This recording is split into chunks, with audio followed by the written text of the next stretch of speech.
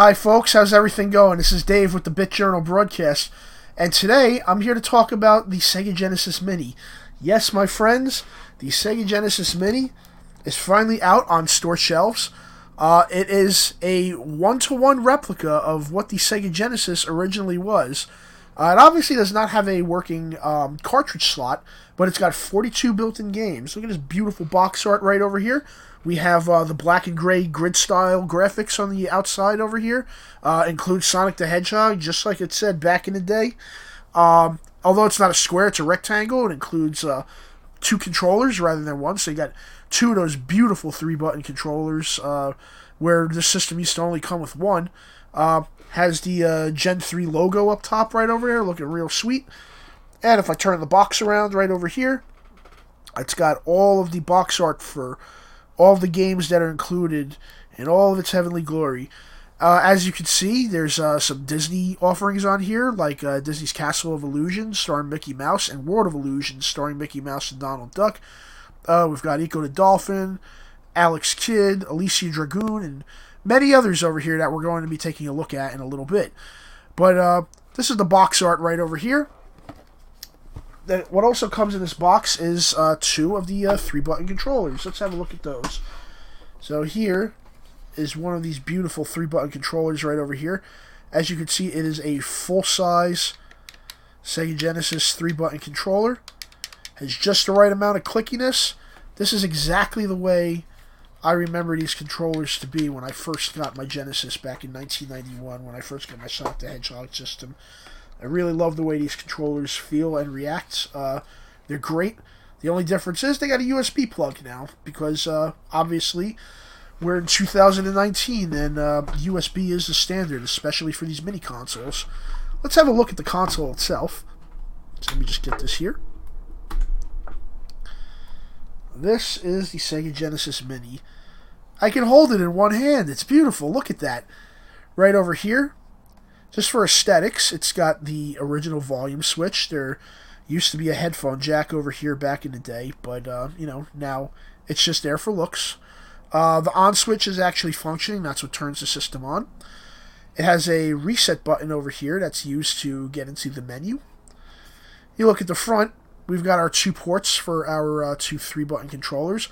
Optionally, if you want 6-button controllers, you're going to have to pick up the Retrobit official Sega Genesis 6-button controllers made for the Sega Genesis Mini. They come in black and they come in clear blue. They're really cool looking. And what's really awesome about those controllers as well is they also function with the Nintendo Switch, so definitely check those out if you see them on Amazon or somewhere along those lines. Here's the back of the system. We got our typical HDMI port, and we got our micro USB. This system does come with an HDMI cable, a micro USB cable, and a power brick for the system as well. I'm not going to show you those because they're pretty common. You find them with the SNES Classic, NES Classic. I don't believe it came with the PlayStation Classic. I think you had to buy those separately. But you find them with phones and you find them with mini systems all the time. So they're pretty straightforward, pretty basic. Alright, so I'm just plugging in our Genesis right over here. And we're just going to get our controller all plugged in, ready to go. Let's play some games, folks. Alright, everybody, so I'm back right over here. We've got the Sega Genesis Mini running. And as you can see, we have several different games to pick from over here. So once again, we've got Alex Kidd, Altered Beast, Space Harrier 2, Ghouls and Ghosts, Golden Axe, love that game, great beat 'em up. Columns, great puzzle game. Let's see, Thunder Force 3, great shoot 'em up. Castle of Illusions, Strider, Sonic the Hedgehog, of course, Toe Jam and Earl, Wonder Boy and Monster World, Alicia Dragoon, a game I've heard a lot about but I've never actually played before. Kid Chameleon, which is like Super Mario Brothers with a bunch of different costumes that give Kid Chameleon capabilities to transform into a samurai, a skull with a tank, a Jason Voorhees looking character, among many others. Then we got Super Fantasy Zone. I played the first one on the Sega Master System, regular Fantasy Zone, but I've never played Super Fantasy Zone, though. It's more of a cute 'em up. You've got a ship that's an egg and flies around wings. Real weird game, but looks pretty cool. Got Sonic the Hedgehog 2, classic, of course, one of the best Sonic the Hedgehogs ever made. We've got Eco the Dolphin, another classic on the Sega Genesis as well. Got a little bit of Electronic Arts action over here with Road Rash 2. I like to consider this to be the Mario Kart of the Sega Genesis. It's just that you ride around in motorcycles and you beat each other up trying to get to the finish line. Great classic for this. Then here's my favorite game of all time, Streets of Rage 2. I've beaten this game so many times, I can't even tell you how many times I've played this and beaten this. I played this with some of my best friends, and some of my greatest multiplayer experiences I've ever had was playing this specific game. So we're definitely going to test that out today. Test out the sound capabilities on it, graphics, etc. We've got World of Illusion starring Mickey Mouse and Donald Duck. Another Disney license right over there. We have Shining Force, if you like strategy RPGs. For those of you who are more on the Nintendo side of things, think of this as Sega's Fire Emblem right over here. Also, this game was made by Camelot, along with Shining in the Darkness and Shining Force 2 as well. For those of you that don't know Camelot, they're also the same developers that worked on the Golden Sun series on the Game Boy Advance. They make awesome RPGs, and you can always know what RPGs they made by the menu system they put in there. It's very distinct, and they always use the same exact icons and sound effects for them. Then we have another classic by Treasure over here, Gunstar Heroes. Of course, there's Contra on this system as well, but Gunstar Heroes has a very Contra-like feel to it. Nice animation style. It's got a personality of its own. Great game, definitely a classic on this. Then we got Shinobi 3. There were several excellent Shinobi games on the Sega Genesis. My personal favorite was Shadow Dancer. As a matter of fact, when I first started this channel, Shadow Dancer was one of the first games that I showed off. But Shinobi 3 is also a very, very awesome game. And hey, you get to surf with a motor-powered surfboard and take out enemies out in the ocean on a level like that. It's really cool. Then we got Street Fighter 2 Special Champion Edition. A great game in its own right, but you really need a 6-button controller for this. You can play with the 3-button controller using the start button to swap between the punches and kicks, but it adds in an extra step and makes Street Fighter really difficult, so you really need a 6-button pad for this. I don't have a 6-button pad at the moment, but I will be looking into getting one eventually. Let's see, what else we got? Oh, we got Landstalker. Landstalker is kind of like an isometric Zelda-style game. I've played it in the past. It's a fun game, but the controls could get in the way sometimes. Controls are tight, it's just that they're very, very stiff in terms of moving from plane to plane. Then we got Sonic Spinball.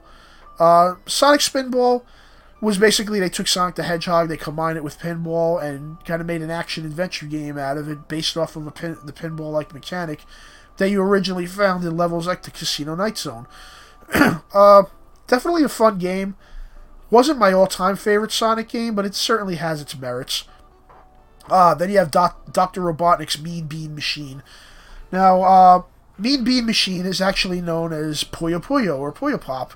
So if anybody is familiar with that series, basically they skinned Dr. Robotnik over this thing, and lo and behold, we get Dr. Robotnik's Mean Bean Machine. So that's what we got in the U.S. Then we have Eternal Champions, which is a Sega-created fighting game from back in the day. I've rented this one a couple of times. It's alright. Seems quite dated in this day and age, though. Definitely does not match up to Street Fighter 2 Special Champion Edition, or even Fatal Fury or any of the SNK fighters that were released on the Genesis, especially Samurai Showdown. Love that game. I wish that was on here as well. Let's see. Got some Konami love over here. We got Castlevania Bloodlines, where you get to play as John Morris or Eric Lecard, and one guy wields the Vampire Slayer whip, while we have Eric Lecard, who wields a spear as well. It's traditional style Castlevania layout. It's not like a Symphony of the Night style game. It's more like the older Castlevanias, but graphically it's really beautiful and it's a lot of fun to play. Maybe we'll check that one out as well. It's also pretty rare to find. I'd love to have that in my collection one day. Then we got Contra Hardcore. This game lives up to that hardcore name. Contra's tough enough as it is, but if you can't take your eyes off the screen with this game. You take your eyes off for just a little bit, and you are done. You are finished, guaranteed. You'll blow through 3 lives so quickly it's not even funny, but it's definitely a fun game to play, and I enjoy the challenge of actually trying to get somewhere in that. Then there is another classic on here. We got Earthworm Jim, which was a popular platformer that came out back in the day for the Genesis. It's also on the Super Nintendo as well, but it was really well known on the Genesis. I never owned Earthworm Jim back in the day, but I remember seeing it. Maybe we'll give that a playthrough. We'll see. Then we got Dynamite Headdy. That's another platformer that the system was well known for. Really unique. The next to that, we got Mega Man The Wily Wars. This was never released in the retail space in the United States. As a matter of fact, you could only get this exclusively through the Sega channel. You had to have that special attachment for the Genesis that had a modem on it and everything, and you would have had to download this into the Sega channel in order to actually be able to play this. But for those of you who aren't familiar, it's basically Mega Man 1, 2, and 3, all upgraded to 16-bit. Cool looking games. Maybe we'll get into those. Then we got Phantasy Star 4. The Genesis was well known for the Phantasy Star games. You had Phantasy Star 2, 3, and 4 on the system. 2 was a great game. I love how it had that nice third-person behind-the-back view during combat, and that comes back for Phantasy Star 4. Phantasy Star 3 had more of first-person style combat that was somewhat similar to Dragon Quest. While Phantasy Star 3 was a great game, it was often overlooked as the black sheep in the family. And to be honest with you, while Phantasy Star 3 is a great game, and I enjoyed that, and Phantasy Star 2 is awesome, Phantasy Star 4 was a great way to finish off the turn-based style Phantasy Star games. I would love to see a brand new turn-based Phantasy Star game. Sega, if you're watching this, please consider it, because I know there's a lot of people out there that would definitely want to buy something like that. But Phantasy Star 4 is a classic. I've played it multiple times, and it's something you definitely should check out. Then we have Beyond Oasis, which is an action RPG that's got like a Prince of Persia type theme going for it. It's a really beautiful game. It borrows some sound effects from Streets of Rage. If you listen carefully to the way the weapons sound when they make contact with the enemies, they definitely sound very Streets of Rage-like. Then Treasure made another beautiful game for us. This is Light Crusader. Now, most people, when they think of Treasure, they think of side-scrolling and top-down shooters. But in this case, this is an isometric action role-playing game that kind of has a vibe that's a mix between Diablo and The Legend of Zelda. Takes a rather serious tone, but graphically, it's a really beautiful game. And the controls are really nice for it. I don't feel like I'm fighting the controls or really struggling on that game. I know a lot about Light Crusader because even before this system came out, I actually own a physical copy of the game, and I've owned this since like 2000, back when I got my Sega Nomad. So, that's definitely a game I'm familiar with. Let's see, what else we got here? Oh, we got Comic Zone. For those of you who have ever played, like Beautiful Joe, I consider Comic Zone to kind of be the precursor to that style of a game. So imagine a side-scrolling platformer where you're inside of a comic book and you actually have to move between the panels and stuff like that. This is a very, very unique platformer and beat 'em up for its time, and definitely one of the stronger entries in the Sega Genesis library. One of the best games they've released on the system.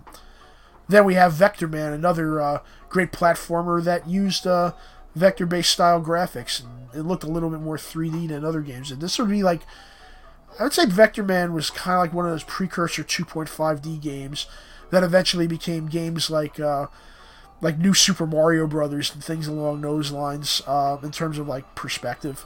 That's what I could basically liken it to for your younger audience who may have never played this before.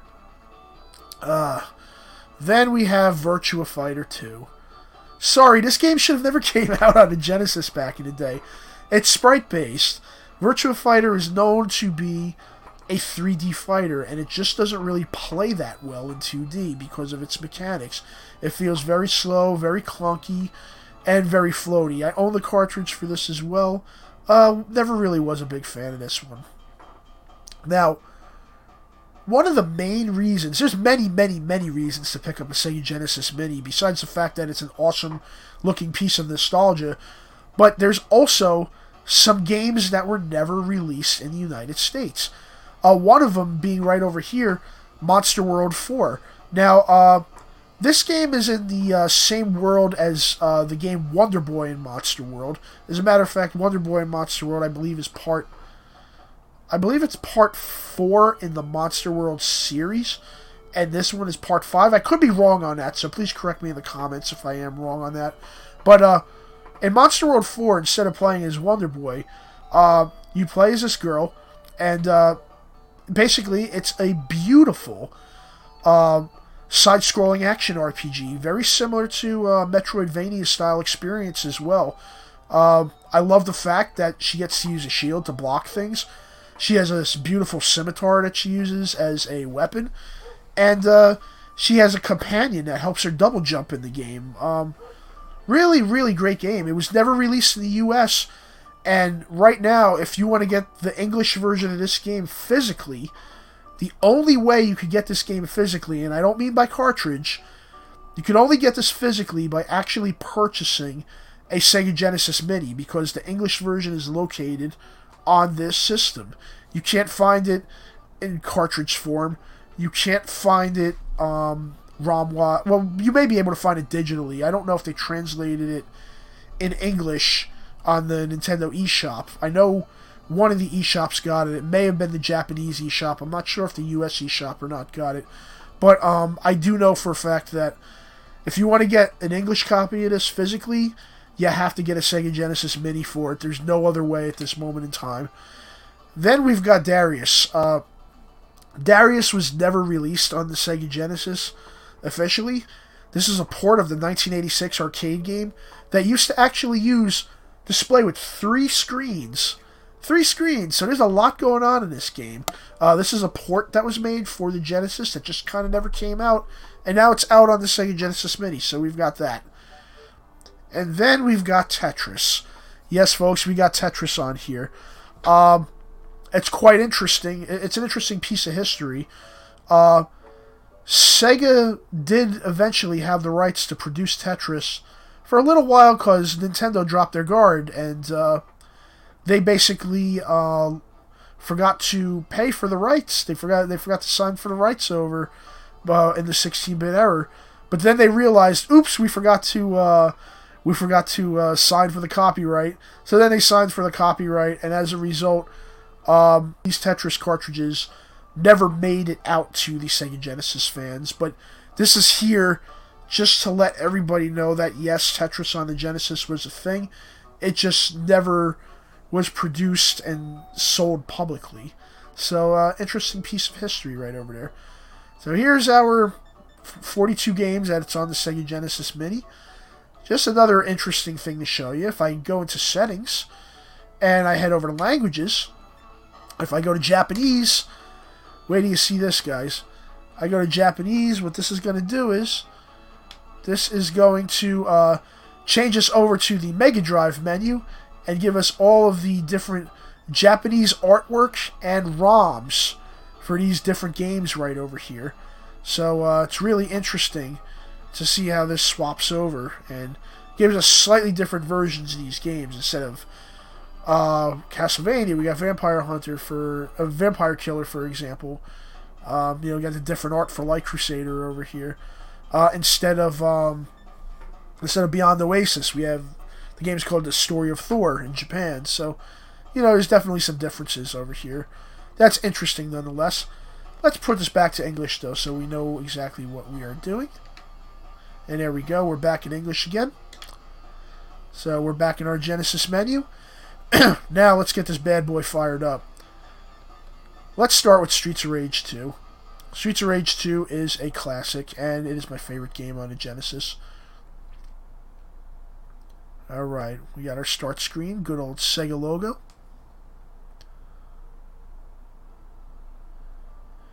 You know, I've heard a lot of reviewers complaining that the sound is a little off on these games. I'm going to be honest with you. Other than the bass being a little lower, I haven't really noticed too much of a difference. I mean, maybe some of my sound aficionados out there would know something about this, but I haven't really noticed a difference personally. I've been playing Streets of Rage 2 for a very, very, very long time. I'm insanely familiar with this game. And, I know how this sounds, how it's supposed to play, how it's supposed to feel. As you can hear, I'm listening to Go Straight right now in the background. Sounds beautiful. And this controller right over here is on point. It's tight. This is exactly what I expect out of my Sega Genesis experience. This kills, absolutely kills the at-game systems that they were making. Those budget consoles that you would find in like Target and stuff like that. This destroys them by leaps and bounds.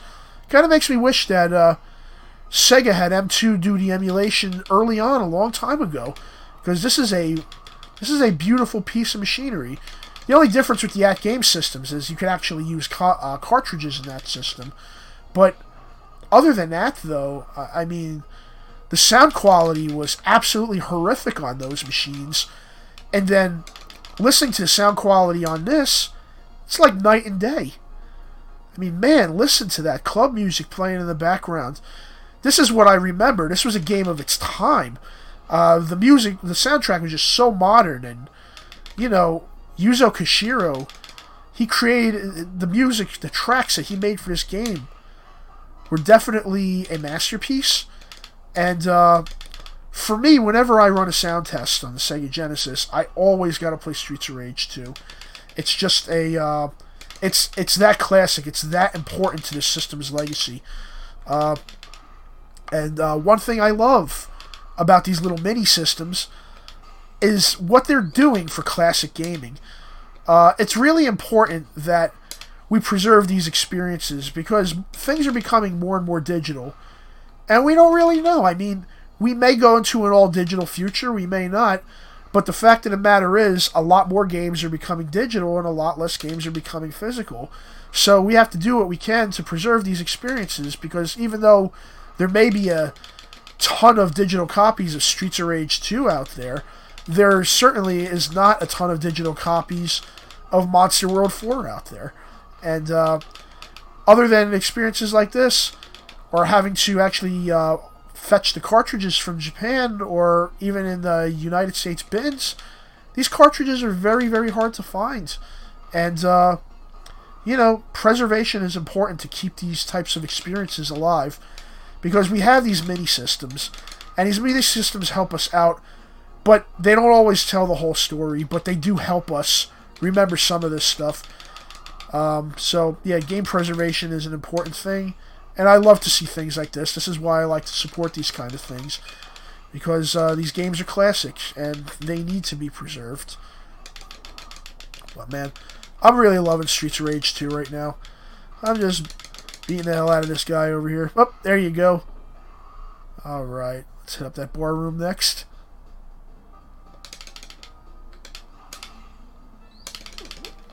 There we go.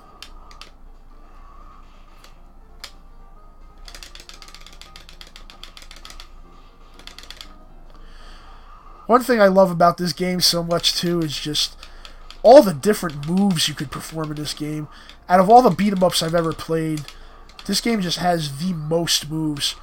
And it was a real bang for your buck back in the day. Just a classic.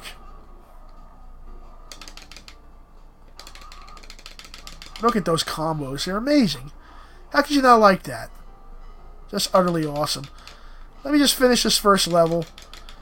And then we'll move on to another game.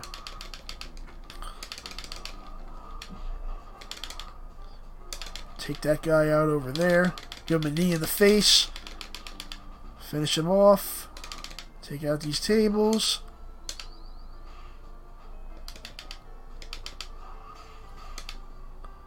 There we go.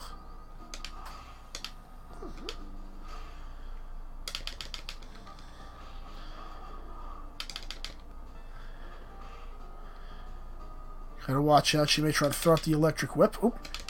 She hit me over there a little bit.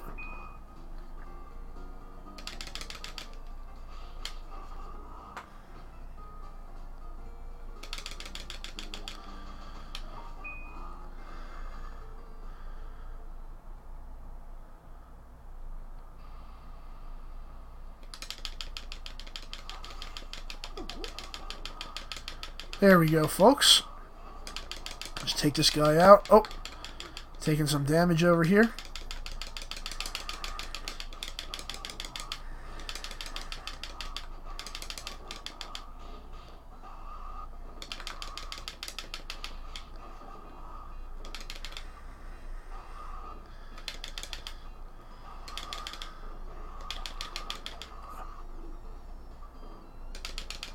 There we go.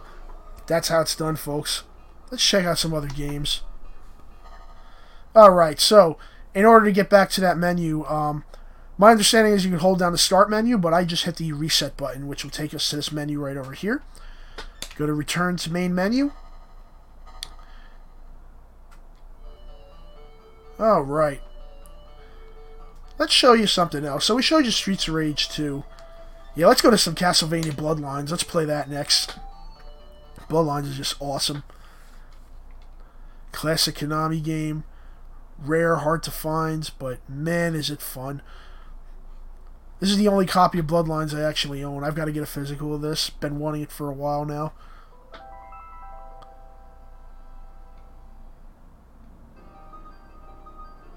mean, look at these nice 16-bit cutscenes they made for this back in the day.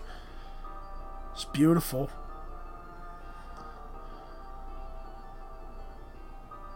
I mean, that's just a cool shot right over there. I love the use of layers, the use of color. A lot of nice variation and shade in those pixels. It's beautiful. Absolutely gorgeous. Let's get this game started. Alright.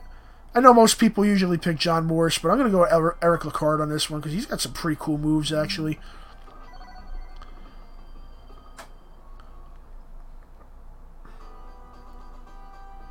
Alright. We're in Romania. We're going to go to Dracula's Castle's ruins right over here. Got our classic start to Castlevania where they're standing right before the castle that they're about to storm. Having to fight off the dangers within.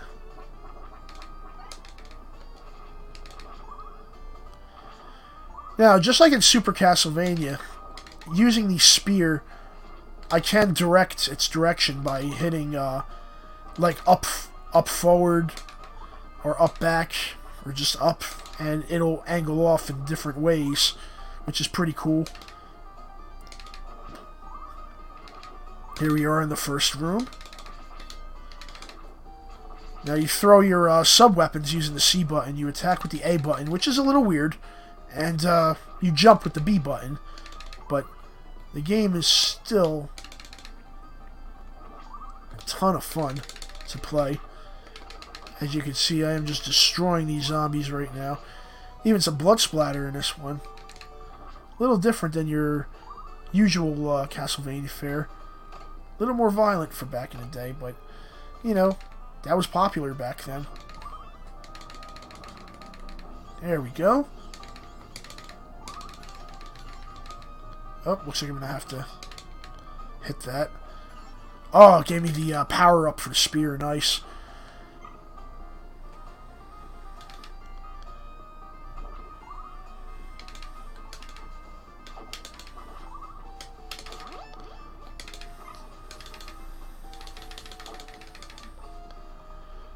Let's get right up here. Looks like my power-up is used up already. That's the other thing, too, that I like about using the spear.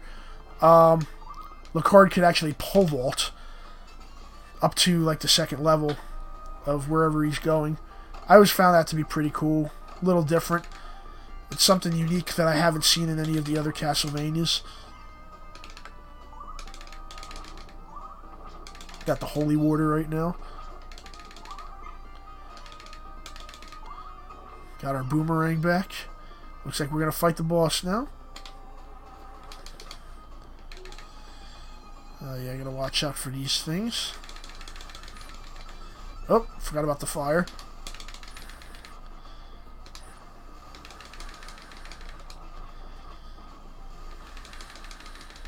There we go. Looks like we defeated the Hellhounds right over there. Okay, looks like I had to stab him. Forgot about that part. Oh, that's right. That's a mid-boss. Forgot about that. Let's take these guys out. They're like, nope, you're not finished yet, buddy.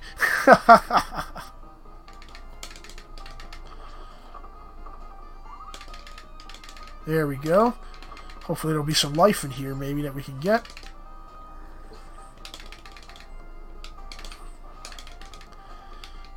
This brick is hard to break for some reason. You gotta hit it with the exact tip of the spear or you don't break it. So that's the trick right there.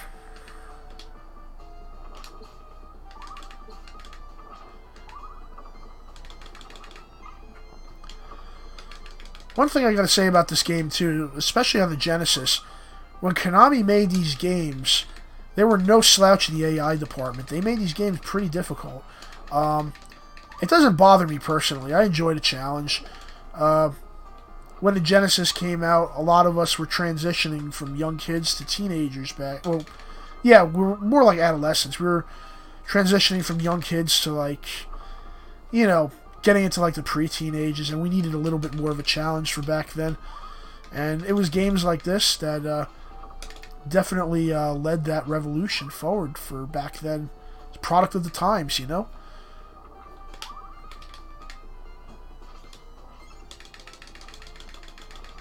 Ooh, this guy's tough. Oh, there we go. Took him out with the holy water. Nice. Let's just finish this boss up, and then we'll head over to one more game.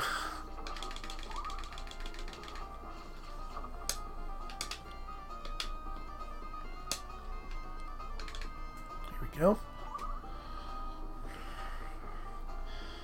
Another thing I want to say about this game, too, I just really love the soundtrack. I mean, you know, there's a ton of Castlevania soundtracks out there, and this soundtrack is right up there with some of the best ones ever made. There's some really nice tracks. Oh man, that thing is whooping my butt right now. Get over there, you.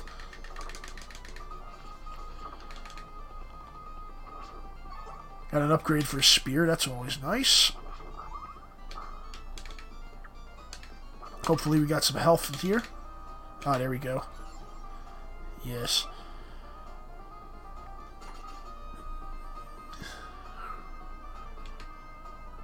Oh yeah, and then we got this part. Keep going forward, baby. Do not hit those candles. You will regret it. Whoa! Oh, that was awesome.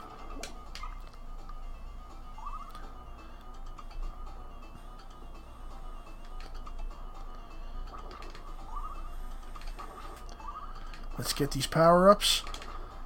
Now we get to fight the boss. I shouldn't have grabbed that power-up, actually.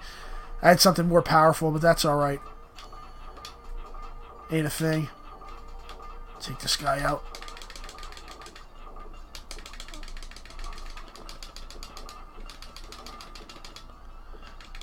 Funny how this guy dances with his little cane.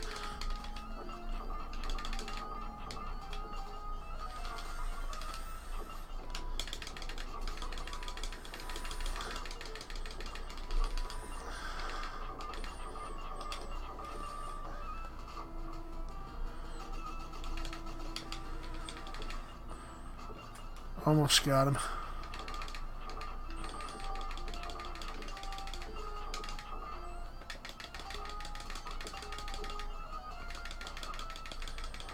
There we go. We got him, folks. Of course, we got to get our orb. Alright. And that was Castlevania for the Sega Genesis. Castlevania Bloodlines. Great game. If you like Castlevania Bloodlines, Also, make sure you go and check out Castlevania Portrait of Ruin on the Nintendo DS. That was the sequel to Castlevania Bloodlines as well. And you get to play as Jonathan Morris' son, Jonathan Morris Jr. So definitely go check that one out. Alright, let's check out one more game on this console. Return to our main menu.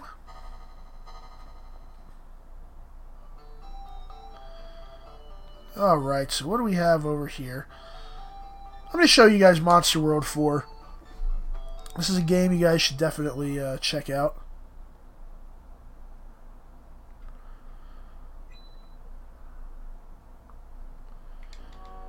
I think we'll start a new game so you guys can see what this is like.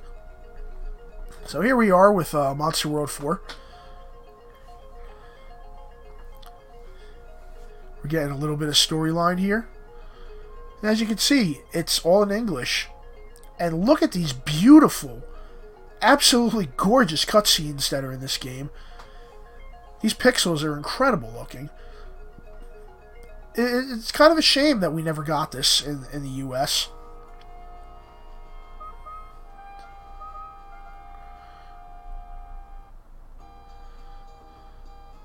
So as you can see, just like Wonder Boy, it's got that super deformed anime type style going for it.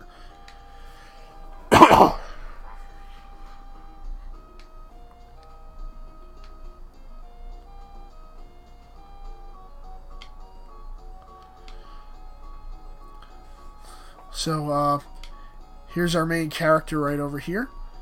I believe her name is Asha, if I'm not mistaken. Yep, her name's Asha. She's got a sword, a shield, and some armor, and you can upgrade all those over time as you play.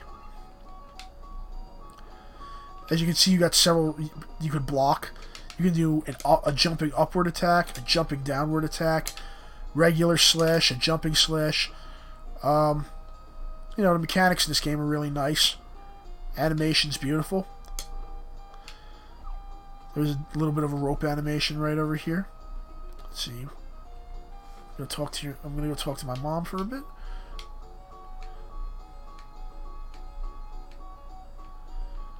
And she's all worried about Asha becoming a warrior, etc. That type of a thing. Always talk to her first because you get some medicine in the beginning of the game. You may need it. There's a treasure chest that appears. And you grab the medication right out from there. Now, one thing when I first started playing this that confused me. When you're playing, make sure you look out for these curtains in the background here because they're actually doorways.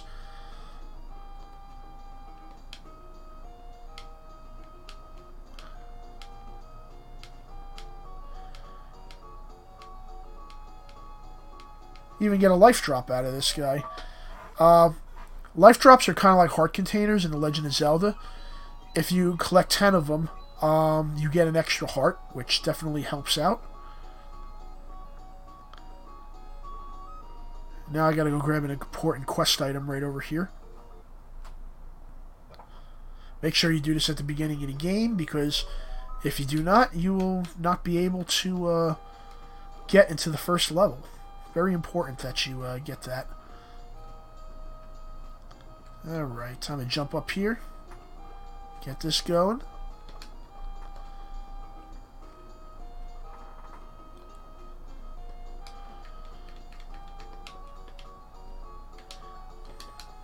Alright.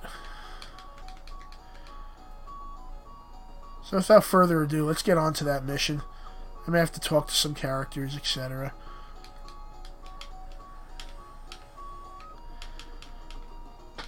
Now, if you want to heal yourself, you can hit up by these statues and you'll basically pray to these gods and they'll replenish your health. Let's see, you got another house here. Always go to the houses before you leave. Little tutorial action here, telling you how to climb the ropes.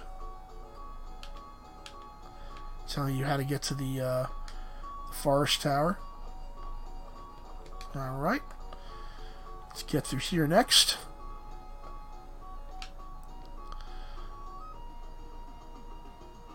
Hey, look at this. And we have a party to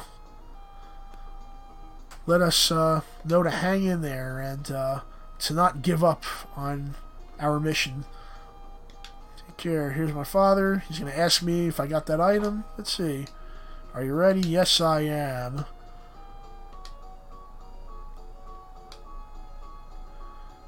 Yes, I do.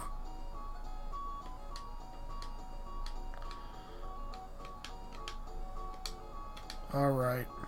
A few more people to talk to, and then we can get right into the action.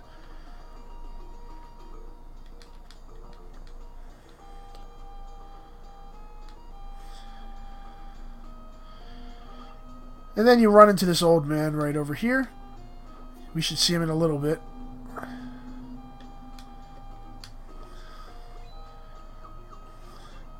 Maybe I'm miscalculating that a bit. Oh, gotta make sure you get those crystals. Oh, there's the old man.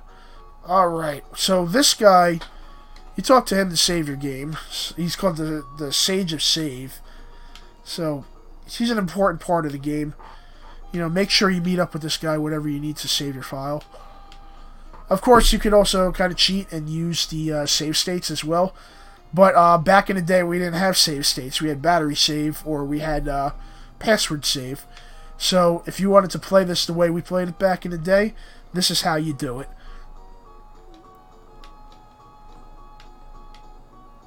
So, do you want to save? Yes, I do. We'll put it in the second jar because I already have a previous game going on in the first one. Alright.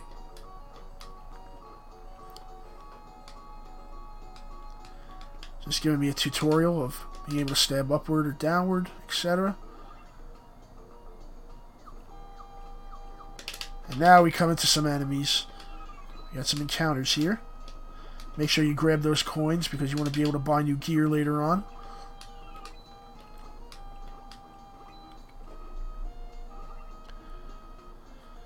And since you only have 3 health, you got to be very careful that when you get to those enemies that require 2 hits, that they don't hit you, because you can die really quickly if you're not careful. When you're using a downward stab on this, it almost has like a DuckTales-like feel to it. Whoops. Ooh, he almost caught me there. Got a bit lucky on that one.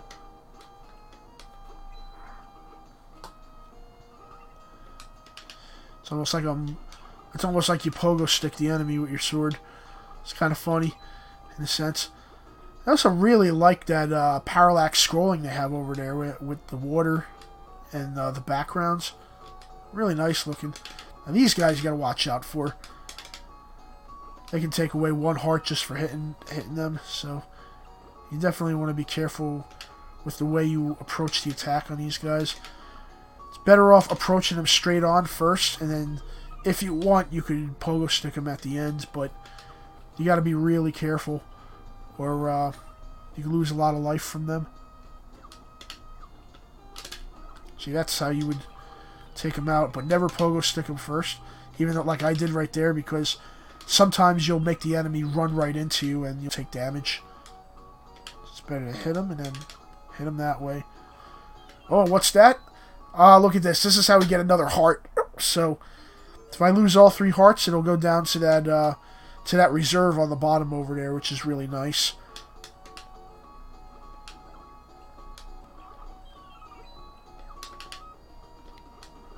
Looks like I lost 1 heart right over there. Just gotta be careful.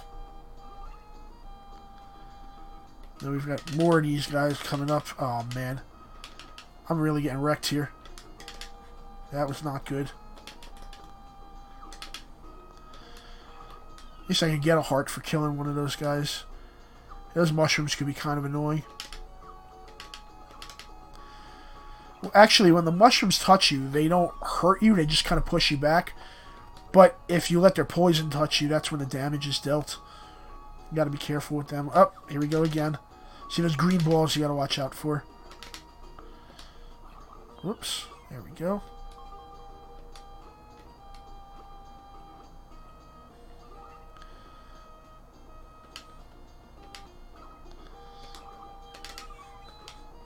Oh boy, I gotta watch out for that poison. They keep trying to hit me up with that.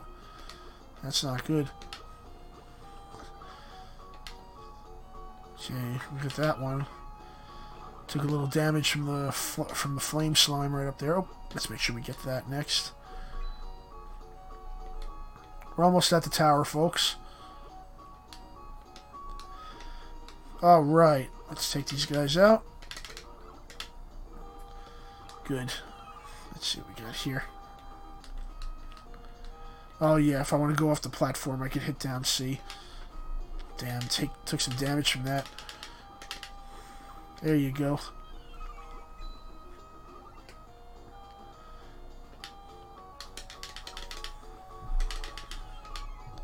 I almost forgot to let you guys know, if you double tap forward, or you double tap back, or left or right should I say, you can actually run in that direction, so definitely something worthwhile to note.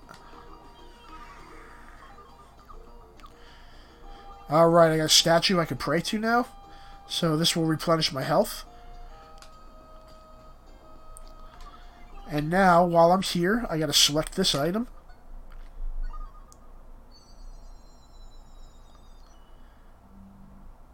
And this will get us into the tower. How cool is that? That tower is hidden in the ground like that, and then you just use that item and makes it pop open. And then this is where the game really begins. We get to the Tower of Silence. But you know what? Now that we're in the Tower of Silence, I'm going to stop right over here because this video is really about the Sega Genesis Mini. Maybe we'll do another video for this game specifically. But I just wanted to show you guys this because this is an awesome title that certainly should not be ignored. Definitely check it out if you have the opportunity to. So folks, this has been the Sega Genesis Mini. I highly suggest you get out and pick one up if you like classic games. Maybe you want to relive your childhood. Maybe you want to show these old games off to maybe your son or your daughter. Definitely check it out, alright? If you guys got this far, I want to thank you for watching. Please like and subscribe if you liked what you've seen, and hit that notification bell to make sure that you're getting the latest updates from the BitJournal broadcast, alright? Thanks, and I'll talk to you later. Take care now, folks. Peace! Have a great one. Bye-bye now.